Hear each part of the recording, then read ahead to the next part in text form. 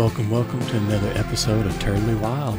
In this episode, we're going into the field in Vietnam, and you can see here in this nice stream, we were setting traps for Cicalia quadriocellata. Unfortunately, we did not find any, but we did get to see one of the Indochinese box turtles that they were radio tracking. They've been tracking this one for about 9 months, and they were going to do it for a year to learn more about their natural history. We don't know much about this species in the wild, so they're looking at how far they traveled, home range, mating, nesting, all those different types of life history traits.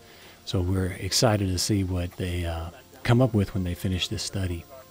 And this is our spread. The local guides, they took us up and they cut down branches and bamboo and made this platform and lead tubes.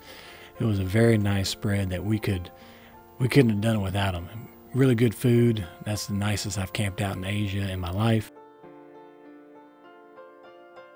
This is a freshwater eel. We don't really know what species it is. Who knows what species? It could be a new species. These aren't very commonly studied in Vietnam, but we did get to see one while we were out. This is a keelback snake, and this snake is interesting because they like to be up high. One species likes to be up 6,000–7,000 feet up. This one we found at about 800 meters, but they like to eat toads, depending on the species, toads, fish, amphibians, other amphibians. So they like to be in the forest, but also in the water. And this is a pit viper. We saw these fairly commonly. We saw several of these. And most of the time you find them just like this.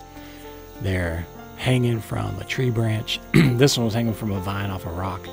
But that's typically how you find them. They're sitting there waiting for someone to come by and try to get it. So you have to be careful where you step. And that's all. We'll get the other videos for Vietnam up shortly. Thank you.